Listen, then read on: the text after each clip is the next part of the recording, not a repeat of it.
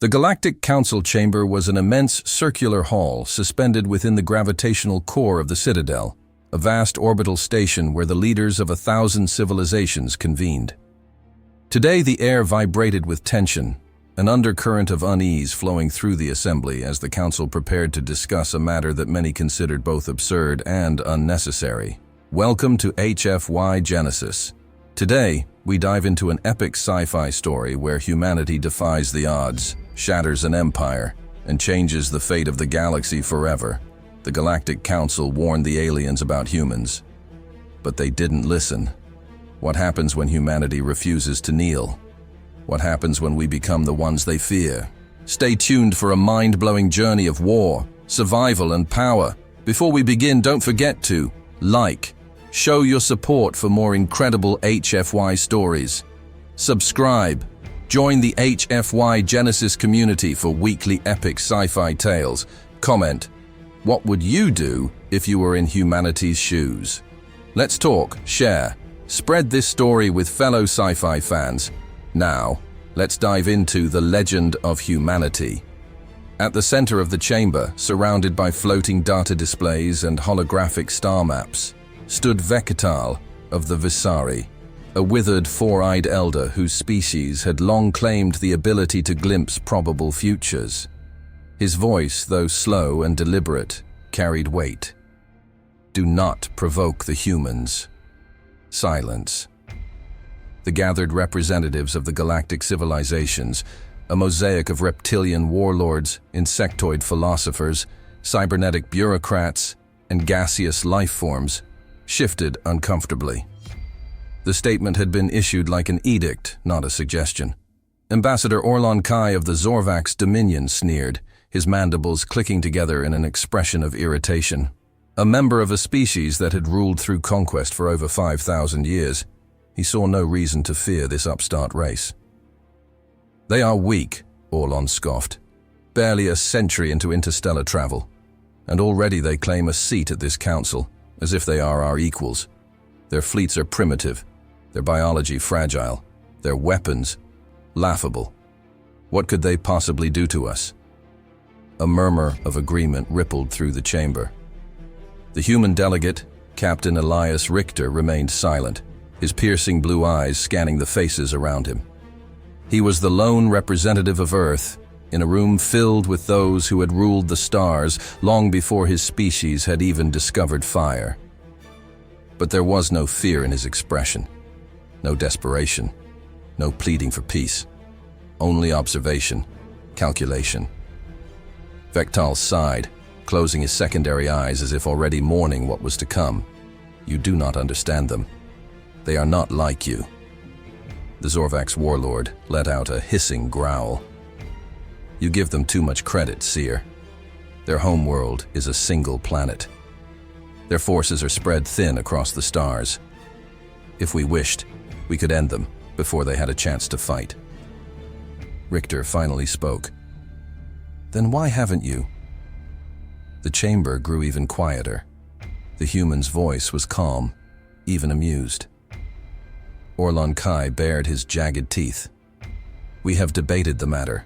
Some say humanity should be given time to mature, to understand its place beneath us. Beneath you? Richter repeated, arching an eyebrow. Indeed.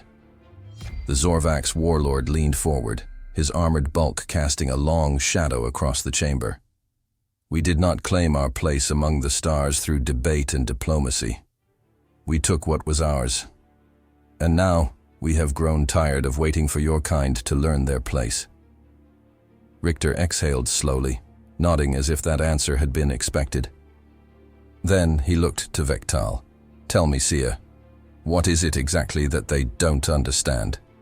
The elder alien hesitated. His long fingers curled slightly inwards, betraying his unease. Humans adapt, Richter smirked. So do a lot of species. Vektal's voice dropped to a near whisper. Not like yours. He turned to the council, addressing them all. You believe that your technologies, your vast empires, and your long histories make you superior. But you do not understand what you are dealing with. Humans do not conquer because they crave power. They do not fight because of ambition alone. They fight because they are driven to survive. No matter the odds, no matter the cost, they will endure. You mistake their diplomacy for weakness. You mistake their patience for fear. But the moment you push them too far, the moment you force their hand, you will see what they are truly capable of. Orlon Kai snarled, waving a claw dismissively. Enough of this. He turned his burning gaze to Richter. Your species has one cycle to surrender Sol and its outer colonies. Otherwise, we will take them by force. Richter chuckled softly, shaking his head. One cycle? That's generous of you. It is not generosity, human. It is mercy. Richter leaned forward, resting both hands on the polished surface of his station. Then let me extend a warning of my own, warlord. His voice was steady, measured. I've read the reports. The Zorvax Dominion is mighty, yes. Your ships are advanced. Your armies are vast. But you've never fought a war you couldn't win. The warlord's eyes narrowed. What are you suggesting? That this time will be different. Richter's eyes darkened, and for the first time, the council members sensed something unexpected, a quiet certainty in his tone. You think humanity is weak because we are young, because we have not yet had time to build an empire. But let me tell you something. He stood straight, his voice carrying across the chamber, cold and deliberate. We did not crawl out of the mud to be ruled. We did not cross oceans, climb mountains and forge civilizations just to kneel. We have been underestimated before, by kings, by warlords, by empires. They all thought the same thing you do, that we were fragile, that we could be broken.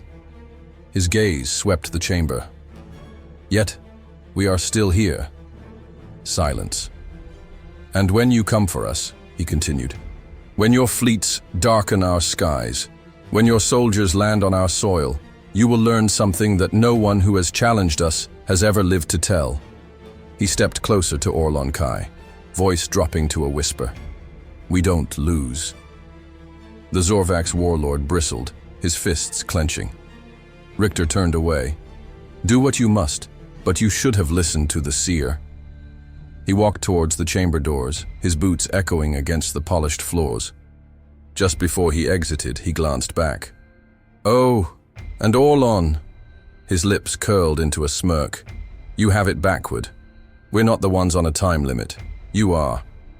And with that, he left. Behind him, the chamber erupted into chaos. The war had begun. First Blood Soul System. The day the sky burned.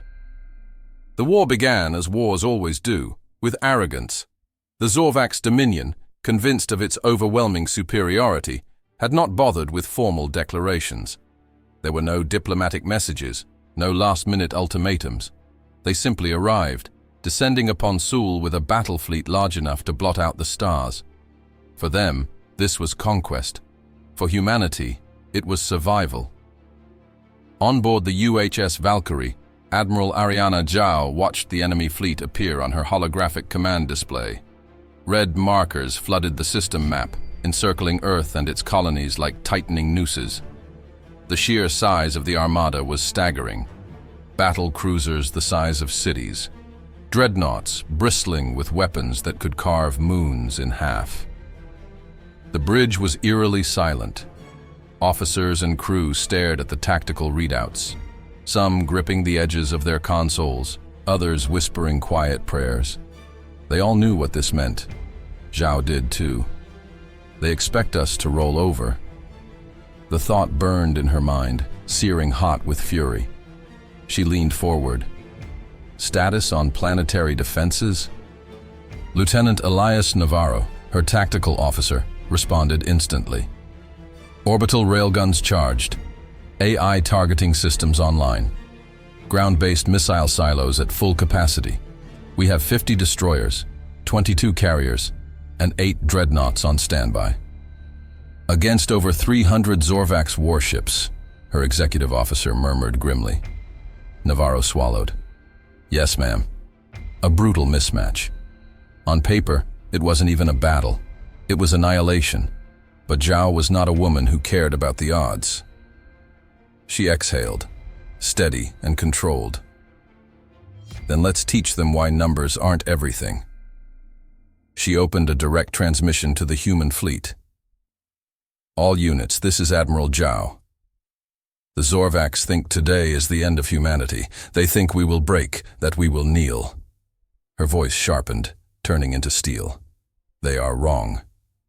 1,000 acknowledgments echoed back through the comms, filled with determination. The first shots. The Zorvax warlord, Karlath of the 7th Dominion Fleet, sneered as his ship approached Earth's orbit. From the massive bridge of his dreadnought, the Vengeance of Ruul, he studied the primitive blue-green world below. Pathetic, he muttered.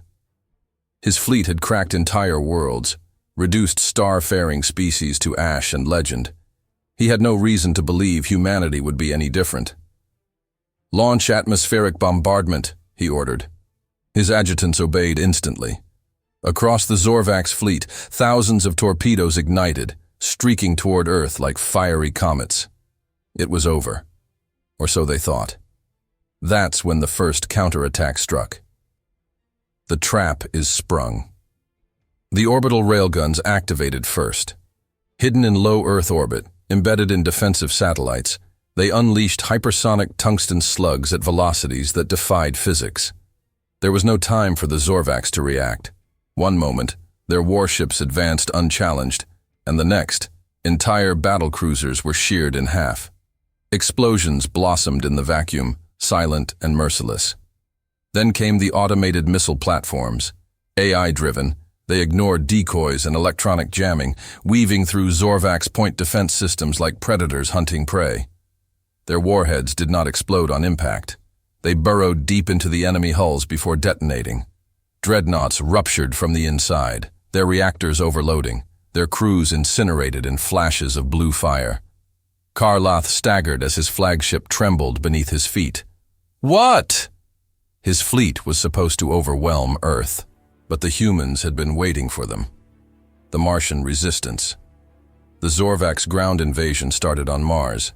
They landed in massive troop carriers, expecting an easy occupation. After all, what could a few million colonists do against an interstellar empire? They didn't know about the Martian Colonial Defense Corps, or their exosuits, or their cybernetically enhanced infantry. Captain Lena Voss, a former Special Forces officer turned Martian commander, watched the Zorvax troops deploy from their carriers, massive reptilian warriors in black armor, wielding plasma lances that could melt steel. They marched forward in disciplined columns, expecting little resistance. They were wrong. Voss adjusted her helmet's neural link, feeling the exosuit respond to her thoughts. Around her, Martian soldiers braced, their augmented bodies humming with combat stims and advanced targeting HUDs. She smiled grimly. Let's give them a proper Martian welcome. The ambush was brutal. Human snipers fired from the Crimson Dunes, railgun-tipped drones swooped in from above, and Martian infantry burst from hidden tunnels, slaughtering the invaders in close-quarters combat. The Zorvax had landed expecting a conquest. They had walked into a massacre. Earth's last line. The war raged across the system, but the real battle was still coming. From the bridge of the UHS Valkyrie, Zhao watched the tactical map update. Despite their losses, the Zorvax were regrouping, preparing for a second wave. "They're adapting," Navarro muttered. Zhao's jaw tightened. "So will we." She turned to her comms officer. "Send the signal." Across Earth, the call to arms echoed. Civilians grabbed weapons. Cybernetic soldiers activated from cryogenic storage. AI battle systems unleashed war simulations, optimizing defensive strategies in real time. The entire planet was ready for war. This wasn't just about survival anymore. It was about sending a message. The Zorvax had made their move. Now it was humanity's turn. The death spores. The Zorvax Dominion was enraged. They had expected a swift victory, a clean conquest where human resistance would crumble in mere days. Instead, they were bleeding. Hard. Martian guerrilla fighters had slaughtered their ground forces. Earth's orbital defenses had shredded their fleets. And for the first time in 1,000 years, the Zorvax found themselves on the losing end of a war. So they changed tactics. If humanity refused to surrender, they would be eradicated. The Zorvax warlords convened aboard their flagship, the Hand of Vengeance, its throne room illuminated by the cold glow of holographic battle projections. Karmal, supreme warlord of the Dominion, stood before his gathered generals, his talons curled in frustration. "We have underestimated them," he admitted. "A rare concession. Their tactics are erratic, unpredictable. Their forces have proven more resilient than anticipated." His second-in-command, Admiral Vroth, snarled. "Then we should stop treating them as soldiers and start treating them as what they are, vermin." A chilling murmur of agreement passed through the gathered officers. That was when Project Black Storm was approved. A biological weapon, perfected over centuries. A genetically engineered spore virus that devoured organic tissue in hours. It had wiped out a dozen species before. It would do the same to humanity. The decision was made. The death spores would be unleashed. Earth, doom falls from the sky. Admiral Ariana Zhao stood on the bridge of the UHS Valkyrie, her fingers tightening around the edge of the command console. It had started just minutes ago. Reports flooded in from orbital monitoring stations. The Zorvax fleet had ceased all attacks, withdrawing into high orbit.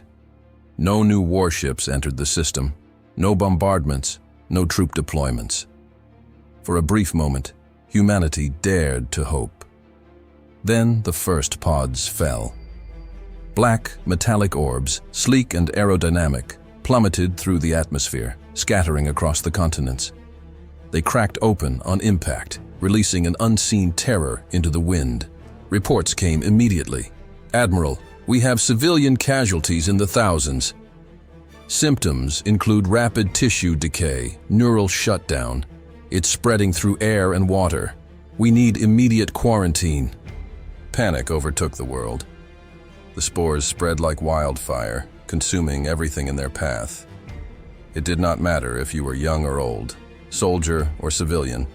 The infected rotted where they stood, their bodies breaking down into blackened husks. Entire cities were on the brink of collapse. The death toll climbed by the second. The Zorvax had escalated the war into extermination, and humanity had hours, at most, days, to fight back. The breakthrough doctor Juno Karami, one of Earth's leading geneticists, had barely slept since the war began. Now, as she stood inside the emergency research bunker beneath Geneva, staring at the biosample under the microscope, she felt something strange. Hope. The Zorvax had designed their weapon to target human DNA. It was ruthless, efficient, and utterly devastating. But it had a flaw. The spores were too aggressive. They burned through organic matter so quickly that they self-destructed within hours, giving her team a window to manipulate them. Her hands trembled as she turned to her assistant. "We can reverse engineer this." The assistant, a weary-eyed scientist from Mars, blinked. "What do you mean?" Juno's voice hardened. "We don't just cure it, we make it kill them instead." Hell comes to Zorvax space. The cure was ready in 48 hours, the counter-virus in 72, and in 96 hours the first strike was launched. From hidden research stations across the Sol system, humanity's biological payload was prepared. The same technology that had nearly wiped them out would now be their greatest weapon. Commander Elias Richter led the mission. The UHS Phantom, a stealth corvette, slipped past Zorvax patrols, flying deep into Dominion space. Its payload was a single warhead, no larger than a torpedo. Inside was the genetically engineered strain of the spores, modified to seek out Zorvax DNA instead of human. The target, Velcresh 4, a Zorvax colony world. The humans did not warn them. There was no transmission. The Phantom released its payload into the upper atmosphere of Velcresh 4 and left. For 6 hours, nothing happened. Then, The planet began to die. The Zorvax had made their spores to devour flesh. Now they devoured their own. Entire cities fell silent. The mighty Zorvax warriors, the same ones who had burned Earth's skies, withered and collapsed in the streets, their bodies consumed by their own plague. By the time the Dominion understood what had happened, Velcresh IV was already gone, and humanity had made its message clear.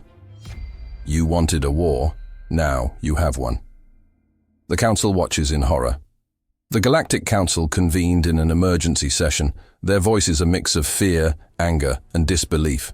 The Zorvax representative, Orlon Kai, slammed his fists against the stone podium. The humans have committed genocide. They have turned our own weapons against us. Across the chamber, delegates whispered in shock and unease. This was not the war they had anticipated. The humans had been the underdogs, the desperate defenders fighting for their survival. Now, they were the hunters. The Visari seer, Vektal, closed his secondary eyes. He had seen this moment in the currents of fate, but none had listened. You did this, he murmured. You showed them no mercy, and now they will show you none. Silence fell over the council. They all knew the truth. The war had changed. This was no longer a Zorvax conquest. This was a human war of vengeance, and it had only just begun. Proxima Prime. The last stand. The war had raged across the stars, burning through worlds and histories like an unstoppable wildfire. What had begun as a simple conquest for the Zorvax Dominion had become something else, something far more terrifying. Humanity, once seen as a fledgling race, was now a storm. The Dominion was collapsing. Desperate, the Zorvax had drawn a line in the sand. Proxima Prime, the last stronghold before their homeworld, had been fortified to its breaking point. 300 warships, entire legions of their most elite warriors, and planetary defenses so advanced that they had never been breached. If the humans wanted to end this war, they would have to take Proxima Prime first. The final battle had begun. Zhao's Gamble Admiral, Ariana Zhao, stood in the war room of the UHS Valkyrie, a massive holographic map of Proxima Prime flickering in front of her. Allied captains stood in grim silence around her, their faces hardened by months of brutal war. They were outnumbered. Again. Even after everything, after the orbital defenses over Earth, the slaughter on Mars, the bioweapon turned against its creators, humanity was still the underdog. The Dominion still thinks like conquerors, Zhao muttered, running a hand through her short black hair. Captain Elias Richter, his face gaunt from exhaustion, frowned. What do you mean? She pointed at the hologram. They've reinforced Proxima Prime like it's an empire's capital. Their fleets are positioned defensively, their ground forces entrenched. This isn't just another battle for them. She looked up, her dark eyes sharp as razors. This is where they make their last stand.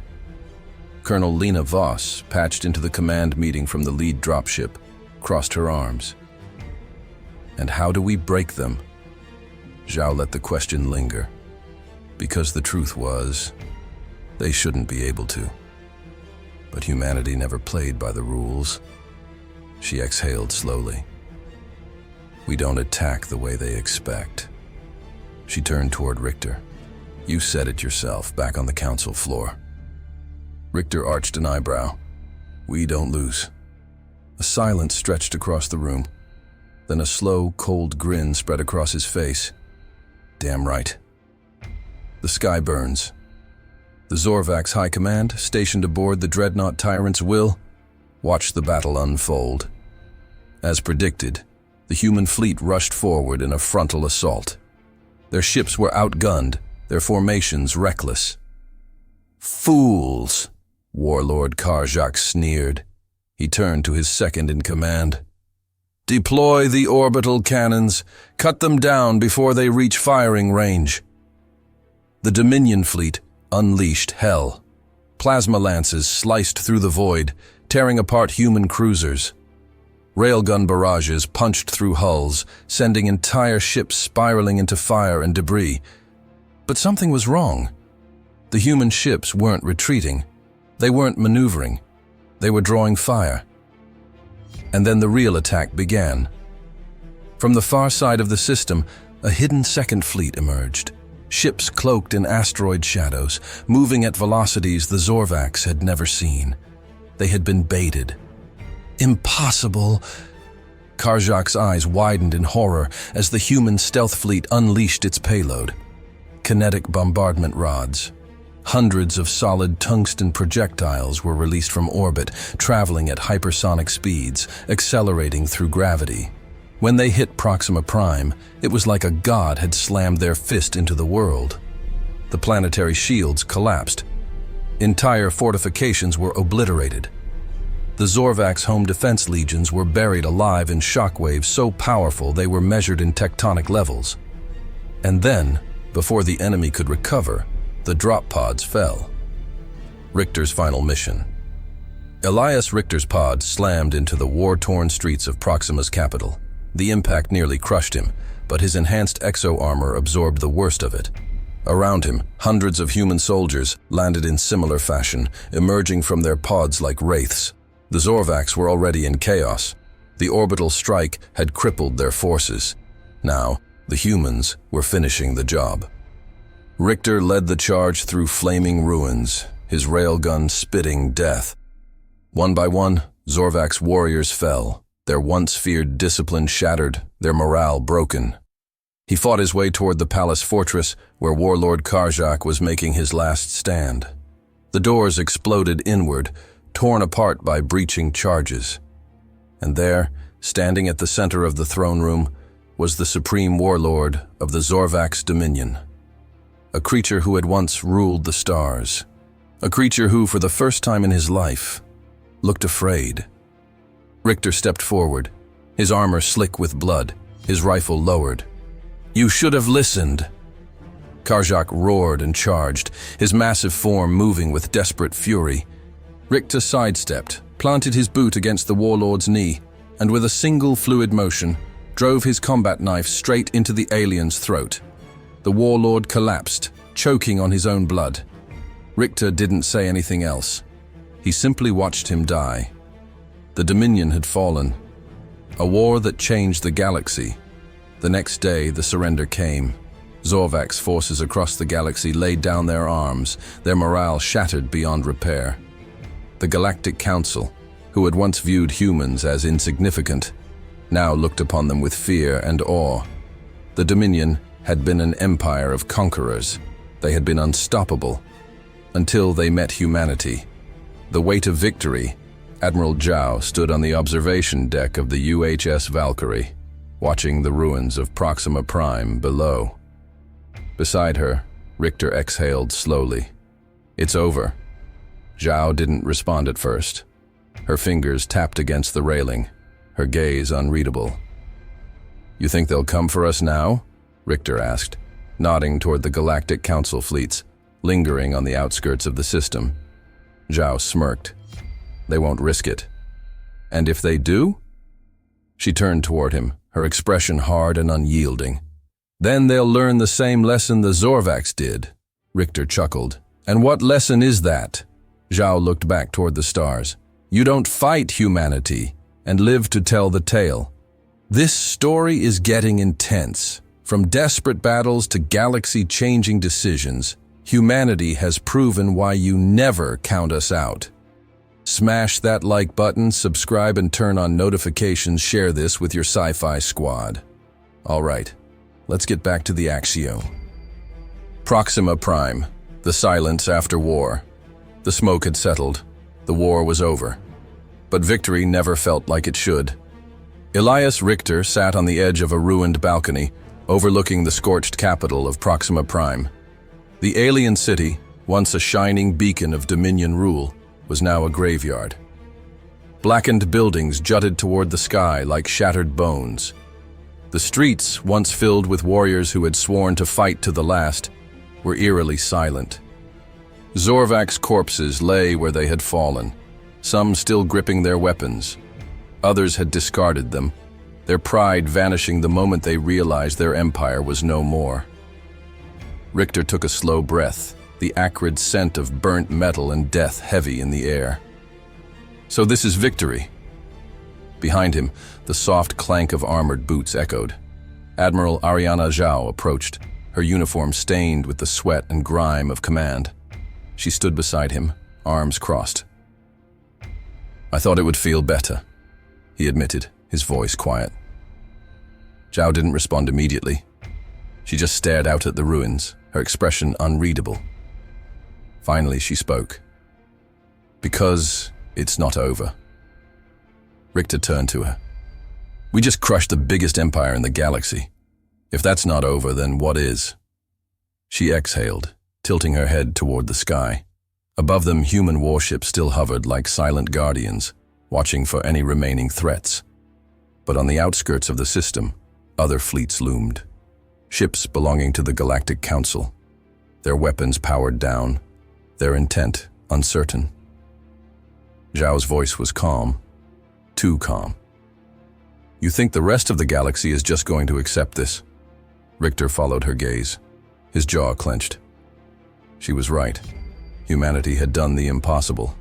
They had taken on a 1,000-year-old empire and shattered it. But the Zorvax weren't the only ones who had feared humanity.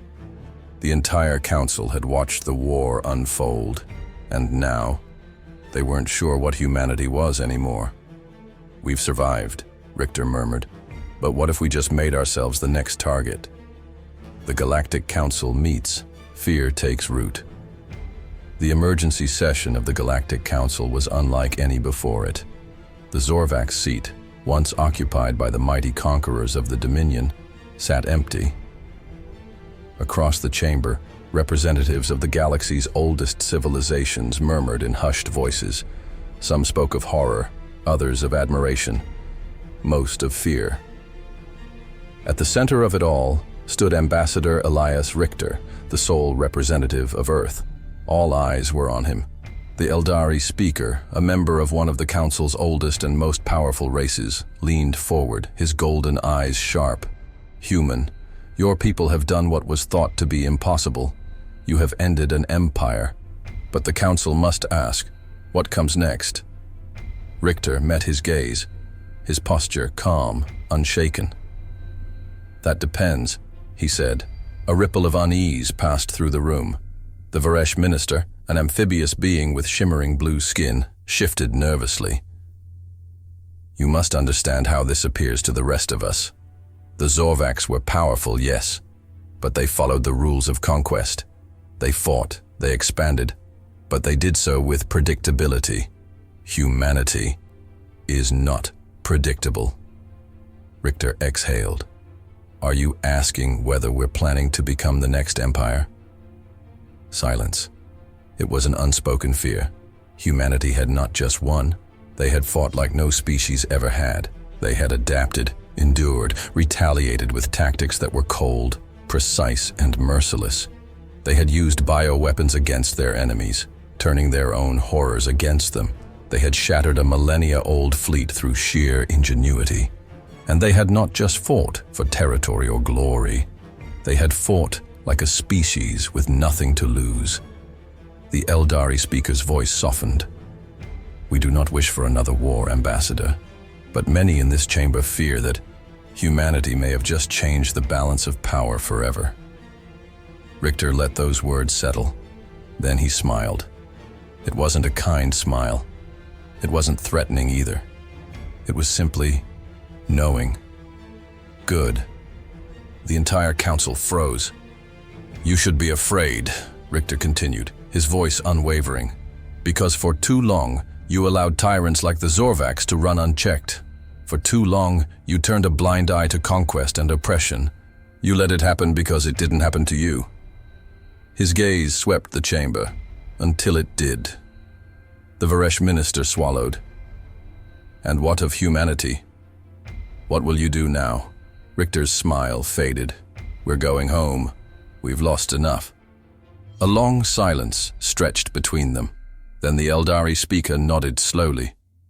"Then the galaxy will watch, and see what humanity truly becomes. Earth, a world forever changed. The war had taken its toll. Earth's cities were scarred. The outer colonies were still rebuilding. And the people had been changed in ways that could never be undone.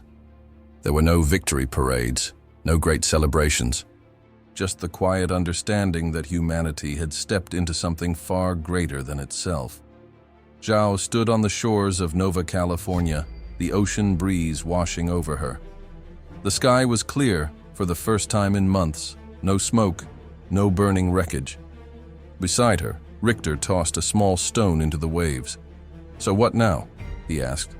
Zhao didn't answer immediately. She just listened to the sound of the waves. "We rebuild," she said finally. Richter smirked. "And after that?" She turned toward him, the wind brushing a strand of hair from her face. "Then we wait." Richter arched an eyebrow. "For what?" Zhao's gaze drifted toward the stars. "For the next war." Because deep down, they both knew the truth. The galaxy had changed, and humanity would never be left alone again. The dawn of a new era. The war was over. The Zorvax Dominion, once an unshakable empire, had fallen. Their worlds lay in ruin, their fleets shattered, their warriors either dead or choosing exile over surrender. What had taken them centuries to build had been destroyed in less than a year. And at the heart of it all was humanity. But what now? The galaxy held its breath, watching, waiting.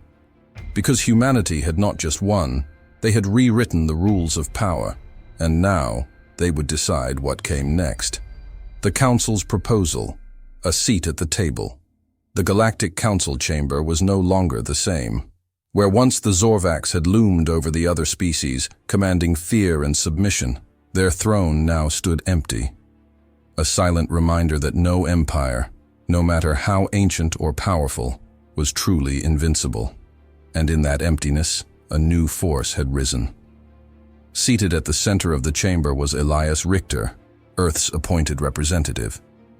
His uniform was crisp, his posture unreadable, but his eyes were different now. No longer was he a mere diplomat from a minor species. Now, when he spoke, the entire chamber listened. The Eldari speaker cleared his throat, choosing his words carefully. Humanity has proven itself formidable, and as such, the Council has convened to discuss an urgent matter. Richter didn't flinch. Which is, the speaker inhaled deeply, a permanent seat among the High Council. The chamber shifted uneasily. This was unprecedented. No species had ever been granted a seat so soon after entering the galactic stage. But how could they refuse? Humanity had brought down an empire. The Council could either invite them into the fold, or wait for them to forge their own path. And if there was one thing the war had proven, it was this: humanity did not wait for permission. Richter leaned forward, his voice calm but firm. "A seat at the table." The Eldari nodded. "Yes." "And what are the conditions?" A pause. The Varesh minister, still uneasy, shifted in his seat. "Only that humanity agrees to adhere to the Council's laws, that your people do not seek unnecessary war." Richter chuckled softly. "Unnecessary?" he echoed, his tone almost amused. "Tell me, Minister, was the war with the Zorvax unnecessary?" The Varesh hesitated. "No." "Good," Richter said. Then, leaning back in his chair, he folded his hands. "Then let me make something clear. Humanity never wanted war. We never sought conquest. We fought because we had no choice." The chamber was silent. "But," he continued, his voice darkening, "if you think we will sit at this table as nothing more than another puppet to the status quo, you are mistaken." A ripple of unease. The Eldari speaker sighed. "Then what does humanity want?" Richter looked around the chamber, his gaze piercing. "Stability." The council members exchanged glances. The Zorvax ruled through conquest. They controlled through fear. But fear breeds rebellion. It breeds war. The only reason they lasted as long as they did was because no one was strong enough to stop them. His voice dropped into something colder. Until we did. A silence stretched across the chamber. Then, Richter spoke his final words. Humanity does not seek to rule, but we will ensure no one else does either. And just like that, a new order was born.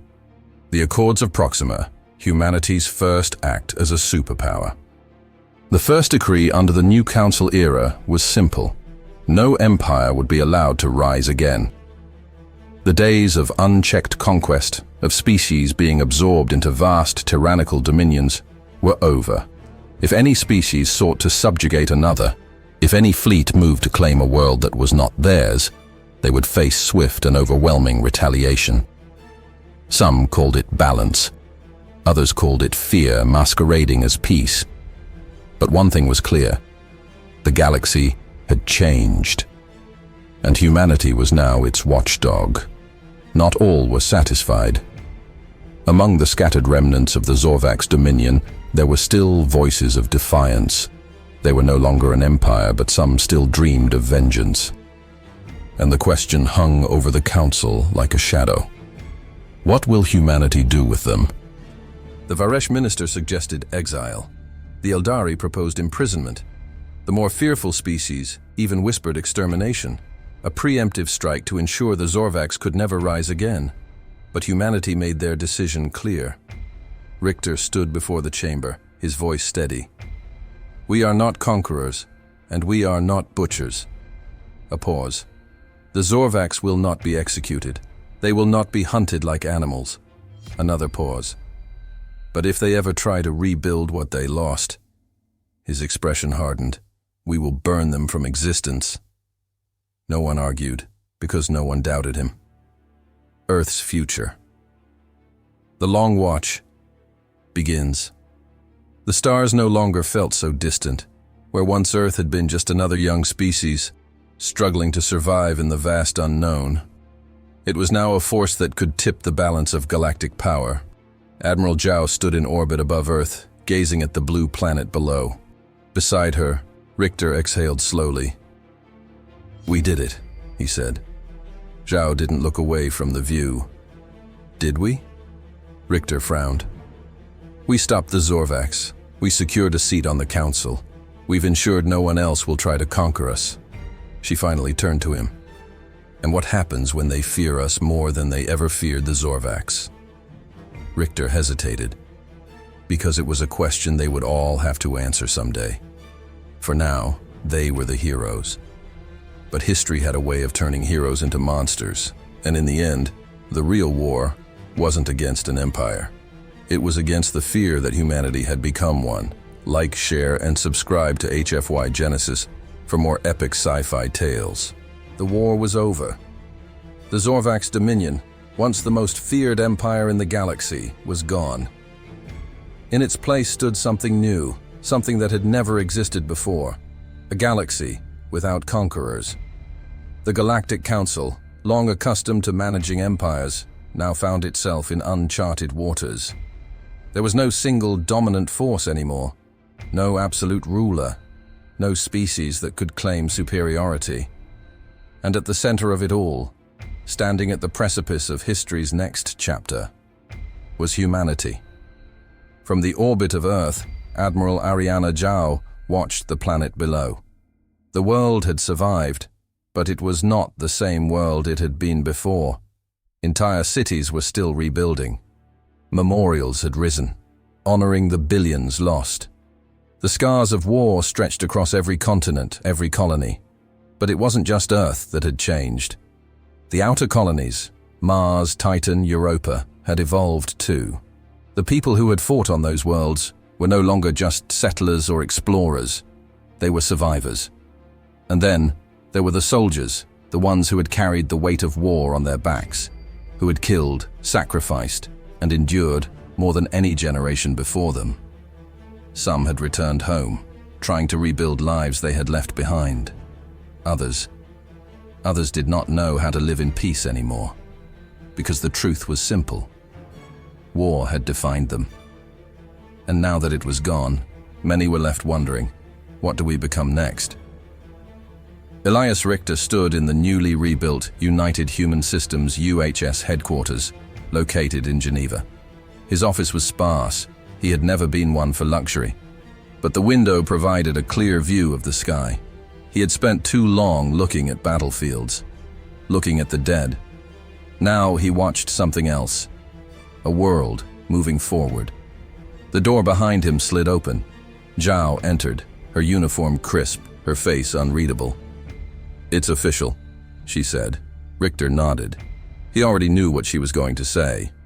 The Galactic Council ratified the accords. No more empires, no more wars of conquest. A long silence stretched between them. Then Zhao added, "We did it." Richter exhaled, running a hand through his short-cropped hair. "Did we?" Zhao frowned. "You're not satisfied. We just made humanity one of the most powerful forces in the galaxy." He turned, looking at her. "And now, they fear us." Zhao crossed her arms. "Let them. We didn't ask for this war, we didn't start it, but we damn well finished it." Richter chuckled, but there was no humor in it. "That's the thing, Ariana. We proved we're survivors. We proved we can't be conquered. But power..." He trailed off. Zhao studied him. "What?" Richter's expression darkened. "Power never exists in a vacuum." She understood what he meant immediately. They had destroyed an empire. But what happened when another species decided they wanted to challenge humanity? What happened when the Council decided they needed to put humanity in check? Zhao exhaled. "You think this isn't over?" Richter looked back out the window toward the endless black void beyond. "It never is." The fear of humanity. Across the galaxy, species whispered in hushed tones. The humans had won. And that terrified them. Some saw them as liberators, the ones who had finally put an end to the cycle of war and conquest. Others saw them as something far more dangerous, a species that had no equal, one that had defied the odds and emerged victorious against a force that had ruled the stars for centuries. The humans had fought like no other species before. They had adapted, they had retaliated, they had survived. And when necessary, they had been utterly ruthless. The question now was simple. Would humanity be a protector, or a new threat waiting to rise? No one knew the answer. Not even the humans themselves. Years later, on a distant colony world, a child looked up at the stars. She had never known war, never seen a battlefield. She had only ever heard stories. Stories of Earth, of the battles fought in the void, of the fearless warriors who had refused to be broken. And as she stared at the night sky, she wondered, what comes next? Because history was not finished, and humanity's story was still being written. Humanity rose from the ashes, defied an empire, and took its place among the stars. But the real question remains, did humanity just save the galaxy, or create its greatest fear? What do you think? Tell me in the comments. Would you want humanity to be a protector of peace, or a dominant force? What was your favorite part of the story? Don't forget to like if you enjoyed this. It really helps the channel grow. Subscribe to HFY Genesis. More incredible sci-fi stories are coming soon. Share this with your sci-fi loving friends. Let's keep the HFY spirit alive. Want more? Check out our other HFY stories and join the best sci-fi community on YouTube. Until next time, stay strong, stay defiant, and never underestimate humanity.